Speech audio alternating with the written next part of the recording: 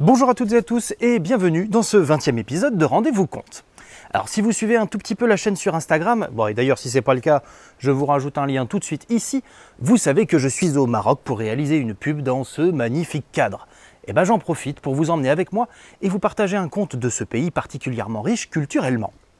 Alors la première chose qui m'a frappé en traversant le pays, c'est de voir toutes ces magnifiques étendues arides au sud du pays, et d'apprendre que dans les temps anciens, il y avait un fleuve beaucoup plus large et plus profond que le Nil qui traversait le Sahara.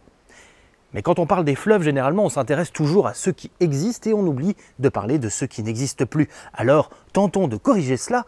Voici l'histoire de la mort d'un fleuve.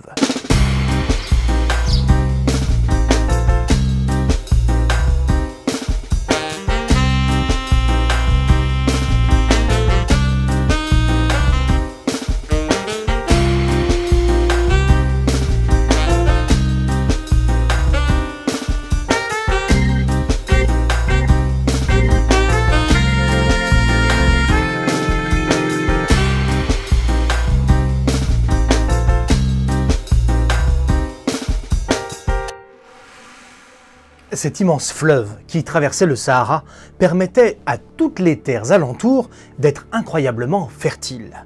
À la place de tout ce désert, il faut imaginer qu'il y avait de grandes et belles forêts bien vertes, des arbres fruitiers, des champs qui produisaient de la nourriture à foison. Cet endroit si propice est rapidement colonisé et s'installent de nombreux pêcheurs et paysans. Rapidement se met en place un transport fluvial important avec de sublimes bateaux aux voiles blanches qui remontent le fleuve depuis la mer sans mal, tellement il était profond. Tous les habitants le long du fleuve rêvaient de belles et lointaines balades au bout du monde en regardant passer tous ces bateaux. Mais un jour, ce n'est pas un de ces magnifiques navires qui se met à remonter le fleuve. Non, mais c'est un gigantesque poisson noir, plus gros que tous les bateaux. Il paraît irréel et pourtant ce n'est pas un mirage, c'est bien un énorme poisson. Aussitôt, la panique se répand partout. Le monstre marin affamé arrive sûrement pour dévorer la population et tous les animaux. Mais rapidement, ils se rendent compte que l'animal est très paisible, qu'il n'a qu'une toute petite bouche et qu'il ne montre aucune animosité. Au contraire, il nage presque sans faire de vagues et il avance tranquillement le long des côtes. Vous n'imaginez pas la surprise des habitants quand ils aperçoivent, sur le dos du poisson, allongé sur un hamac coloré tendu entre la nageoire dorsale et la queue, une somptueuse jeune femme. En fait, pour tout vous dire, les hommes du village le plus proche ne voyaient même plus le poisson, ils n'avaient d'yeux que pour la belle inconnue. Aussitôt, c'est l'effervescence et la nouvelle traverse la région à la vitesse de l'éclair jusqu'à atteindre les oreilles du plus riche marchand dans sa somptueuse demeure. Sans perdre un instant, il convoque son fils Hicham et le somme d'aller récupérer cette belle inconnue pour en se faire sa femme, bah ouais, après tout si elle se montre comme ça devant tout le monde, belle, c'est qu'elle doit venir pour chercher un mari, non? Hicham se met alors en route et file à toute allure à travers les chemins qui mènent au fleuve. Arrivé sur la rive, il est ébloui par la beauté de la jeune femme. Il reprend vite ses esprits et fait part de ses intentions à la belle Majdoline. Avec un beau sourire, elle lui explique qu'elle doit refuser la proposition car elle est déjà fiancée. Et au fil de la conversation, elle lui fait part de son plaisir de découvrir la région qui pour elle est une des plus belles qu'elle n'ait jamais visitées. Hicham, ne sachant pas trop quoi faire, retourne auprès de son père pour lui annoncer la réponse de Majdoline. Le riche marchand se met alors dans une colère noire et regarde fixement son fils et lui explique que personne ne lui a jamais dit non et que ce n'est pas cette femme inconnue qui sera la première. Il veut se venger et il va tendre un piège à cette Majdoline. Elle deviendra la femme de son fils, on ne lui demande pas son avis. Du coup, rapidement, il réunit une petite armée d'hommes forts et se dirige vers le fleuve. À ce moment-là, en voyant la bête de ses propres yeux, il comprend qu'il ne pourra pas la capturer vu sa taille. Mais bien vite, il monte un stratagème pour arriver à ses fins. Une rivière se jette dans le fleuve non loin de là, et tout en se présentant à Majdoline, il l'invite à remonter un peu cette rivière pour lui faire découvrir d'autres paysages et lui offrir quelques présents.